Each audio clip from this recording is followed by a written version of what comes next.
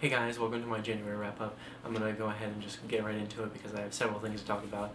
I started this year off and this month off with the second and third books in the Dublin Murder Squad series by Tana French. And I ended the year last year by reading the first book in the series, In the Woods, which was really good. I really liked it a lot. Very, very good mystery story with some very good characters. But the second one, The Likeness, I liked a lot better. It was very, very, very good. It basically follows, well, it's the second book in a series, but I can kind of tell you like what it's about because they're not really connected. They have similar characters, but the stories, the mysteries themselves are very much self-contained within each book, so it's not like telling you anything about the second one will really spoil you for the first one. So the second one, The Likeness, is very good. It follows this detective named Cassie, who we do see in the first book, and basically she finds out that this girl who looks exactly like her in every single way you can possibly imagine has just been murdered. This girl used to live in this house with this group of college kids, these friends who this girl that Cassie looks like used to be a part of, live in this old house and kind of take care of it, and it's a very important part of their lives. A part of the story is this house that they live in, and the friendship that these friends have is really, really big and is really just kind of self-contained thing in itself, and she has to kind of insert herself into that without giving herself away. These friends aren't told that this girl died, and so she goes in and takes this girl's place and tries to find out basically who murdered this girl. And all throughout you don't know if it's any of the friends that she's been surrounded by, any of the other people in this girl's life, or just some random person that you just don't know. And it's really, really interesting, especially because of the friendship that exists in this house. The group of friends is so interesting. Each of them is very, very distinct. Each one has its own distinct personality compared to the others, and it makes for a really compelling and interesting dynamic between not just these characters, but Cassie inserting herself into them.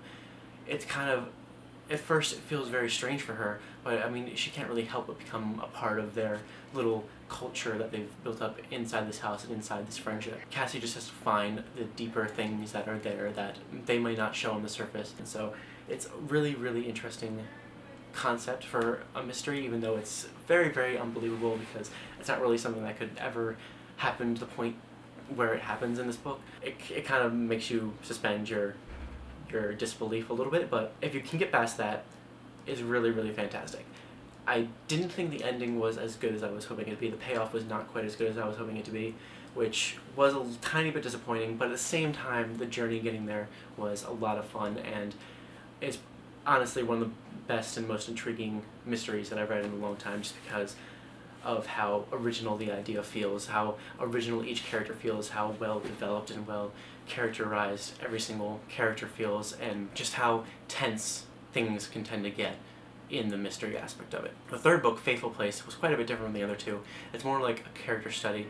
While there are really great characters in the second one with this group of friends, we mostly follow the main character and his inner thoughts and his inner workings. And this character is named Frank. He's actually in the second book. He is the one that kind of is Cassie's boss, her undercover boss. He has not been to the place where he grew up in a really long time. He hasn't spoken to anyone in his family for a really long time. He has a daughter now.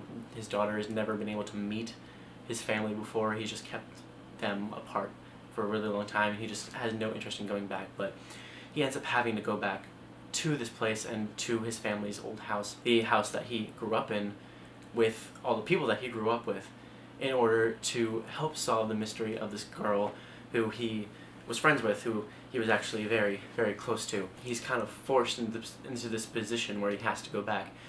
And I mean, he kind of forces it upon himself, but it's very understandable why he does that, because of his relationship with the person who got murdered, and he's very reluctant to do this. He's very reluctant to be a part of this whole world that he grew up in, and he really doesn't want to be there. And it's really intriguing to see how he goes about dealing with this, and he's not really dealing with it, and it's just a really interesting character study. It very much focuses more on that than it does on the mystery, I feel like, on his relationship to his family, and how he feels about himself, and his relationship with his daughter, everyone that's around him that he's been sort of forced to come in contact with because of this murder. And I don't think the mystery is really that difficult to figure out. I feel like I figured it out very, very quickly.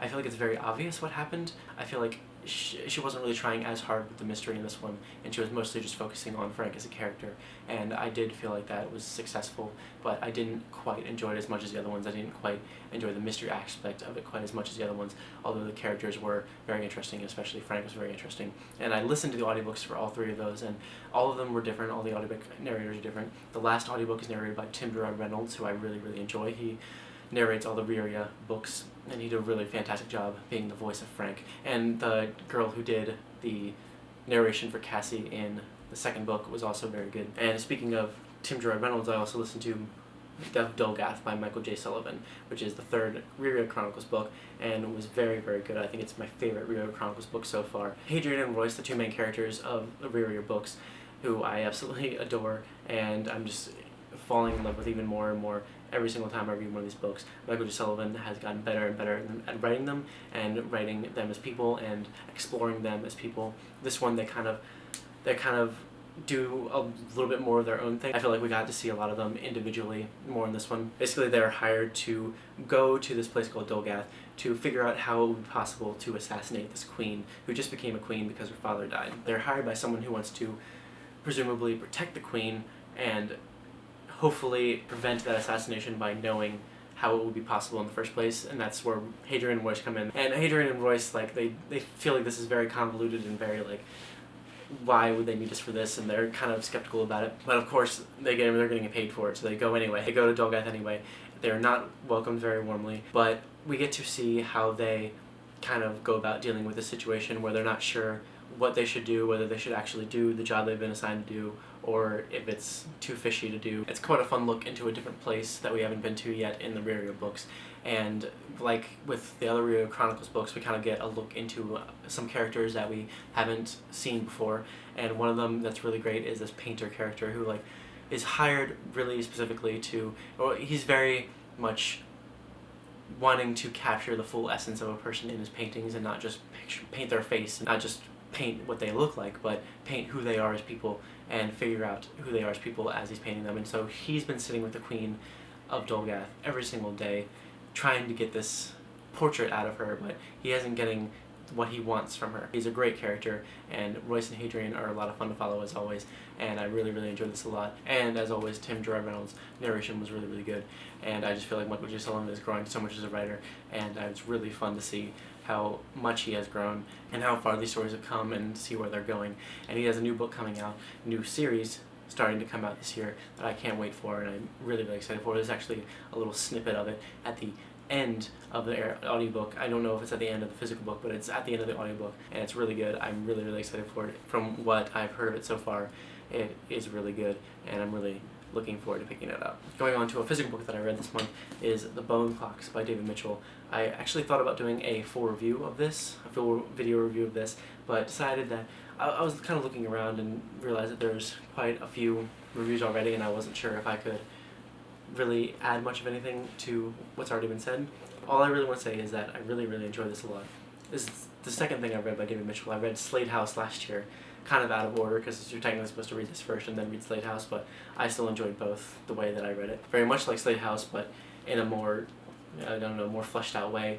We follow characters, we follow one specific character and then jump ahead in time, and then follow another character, and then jump ahead in time and follow another character. All of them are related to a central character named Holly. Holly is the first perspective we see in this book, and all throughout, the other perspectives we see are somehow related to Holly, connected to Holly in some way. And at first, it's kind of difficult to see how they're connected to not just Holly, but the story as a whole. There's a lot of really underlying stuff going on. This takes place in the real world, but there's a sort of something happening behind the scenes of the world, and we kind of get little glimpses into it all throughout the book. It starts from the very beginning all the way to the end. We get these little glimpses into this underlying world that is something that only a select few people get a glimpse into, and it's really interesting to see how each of these characters not only relates to Holly and connects to Holly and how they come to be a part of her story, but how their stories, how their lives end up being affected by that underlying thing that I don't really want to go too much into, because I feel like it's an experience that you really need to go in and find out for yourself. It's just this very dark, otherworldly, supernatural thing that is affecting the world in this, and it's really interesting to see how these characters are affecting it, how it's affecting them, where their lives are going, and in what way their role in the story is important. Apart from the very last section of this book, I really enjoyed everything. I didn't really like how this book ended, or the last section, the last part, although everything leading up to that I really, really enjoyed a lot. I thought about giving it 5 stars up to that point. I think I gave it like a 4.5 just because I wasn't that into the ending. Overall though, I love David Mitchell's writing. I can't wait to read more by David Mitchell. He's just a writer that I feel like when I picked this book up, I just could not stop reading it. It's not necessarily because it's not particularly fast-paced. It was just his writing, his characters, the way the characters are written, the way the situations are written, the way that he puts together words really moves the story along for me and really makes it something special for me. Pretty ambitious. I feel like there's just so many different themes and connections that you can make in this.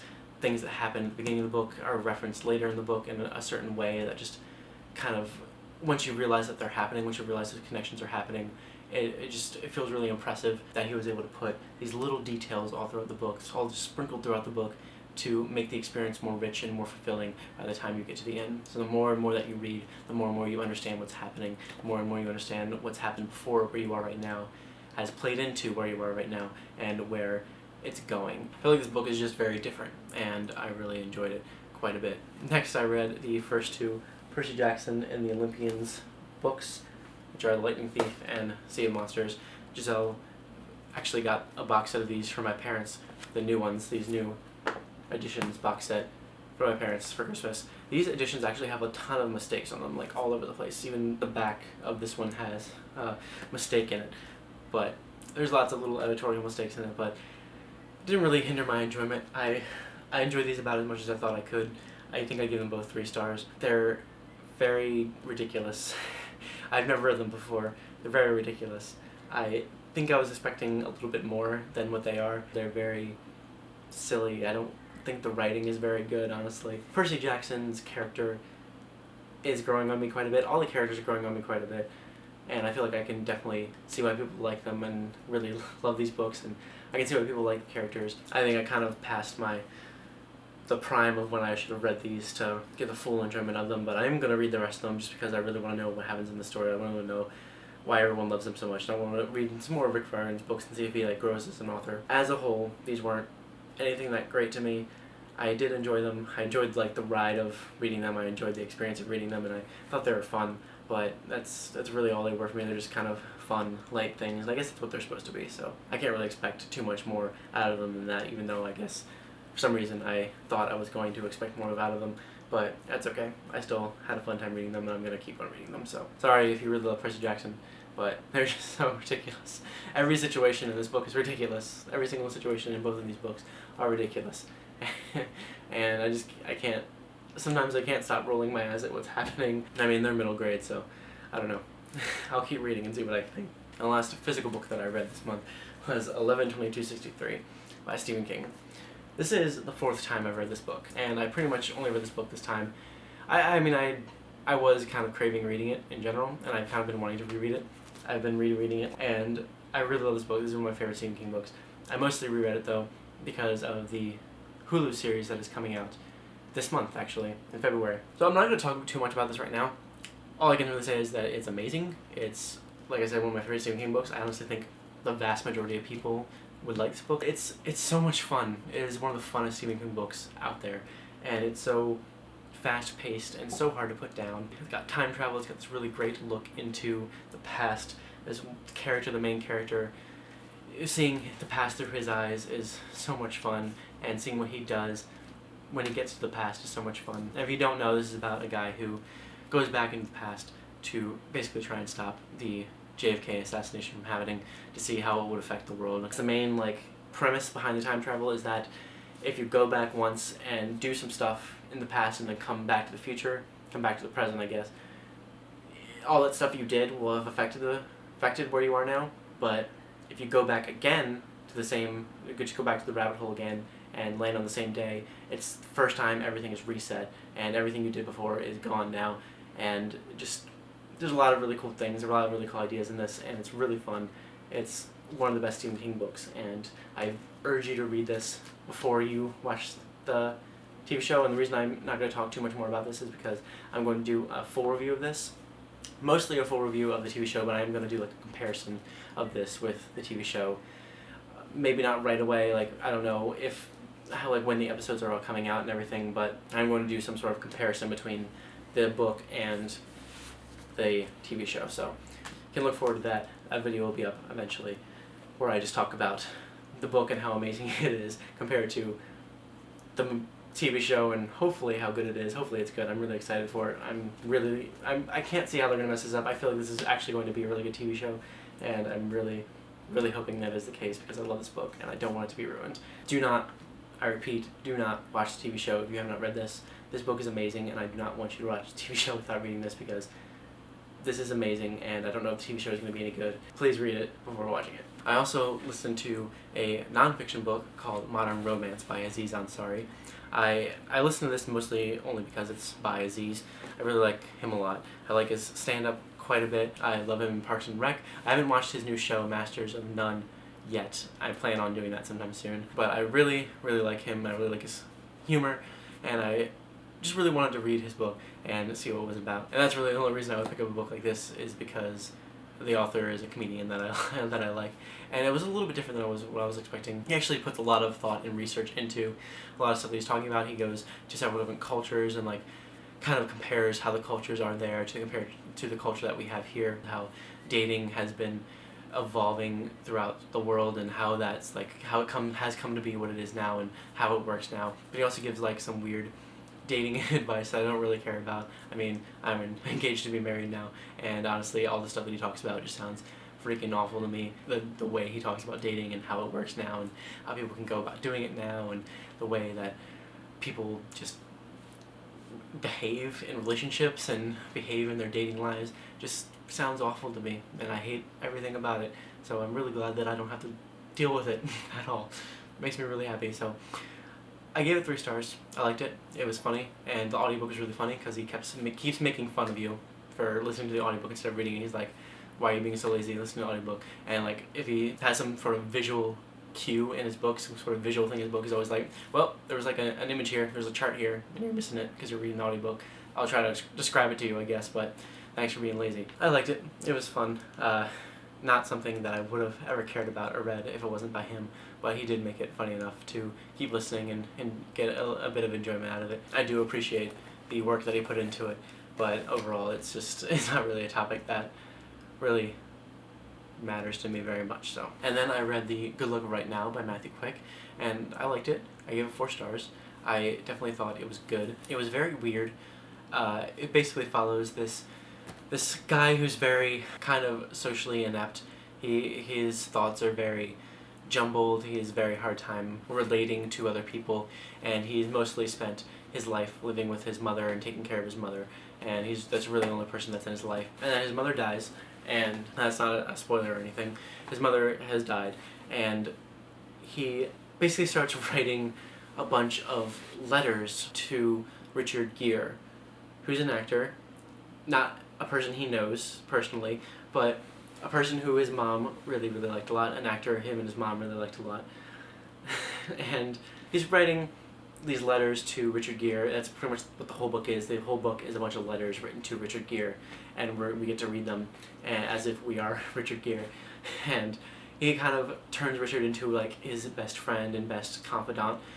Just kind of goes on and on about his life to Richard Gere in these letters, about what's happening in his life, how he's coping with his mom dying, how he's been given this grief counselor, and he has to go to grief counseling even though he's not really sure he needs it. He meets these really kind of wacky characters that lead him to some very interesting places. I liked the strangeness of it, although I think a lot of the characters were a little bit too on the caricature.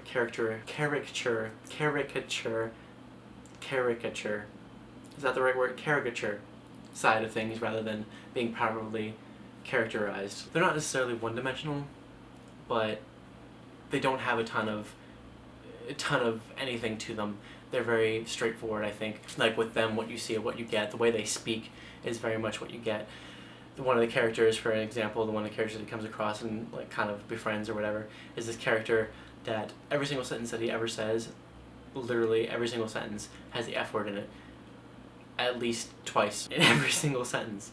And this is just the way he talks. And he always sounds like he's yelling, or just the way he talks always sounds like he's yelling, or like he's always mad and stuff. And I feel like that's the character's whole personality right there, and there's not a whole lot more to his personality than that. There is some things that kind of surprise you about the character and that kind of are thrown in there to be a little bit quirky. Like a little bit of quirkiness thrown in there, a little bit of kind of offset that, but for the most part they're pretty straightforward, and that's okay. I mean, it's okay. It wasn't a huge hindrance to the themes as a whole and the story as a whole and the concept as a whole. I think it was a very, very interesting idea that could have been done a little bit better with characters, but overall was very enjoyable to read, mostly for the things I feel like it had to say. I like the good luck of right now, the concept of good luck of right now. Basically a concept where lots of stuff could be happening to you, lots of bad stuff could be happening to you, stuff that like just makes your life miserable, but if you take that and think of the fact that somewhere, maybe you have had this bad stuff happen to you because good stuff is happening somewhere to someone else, and that is the good luck of right now. Somewhere, someone is having good luck because of your bad luck. You're having bad luck because someone else is having good luck, and when you have good luck, someone else is having bad luck, and so it's kind of a trade-off, and just because something bad is happening to you could mean that something good is happening to someone else, someone that needs that good in their lives more than you do. And I guess it's a very nice concept, and I feel like the way it was introduced in the story, the way it was put into the story, the way this character deals with his life after his mother dies is very interesting, and I very much enjoyed it. I liked the writing, and overall I liked the story as a whole. So, and the very last thing that I read in January was Ripper by Isabel Allende, and I picked this up because I thought it would be a mystery. And it kind of is a mystery, a little bit.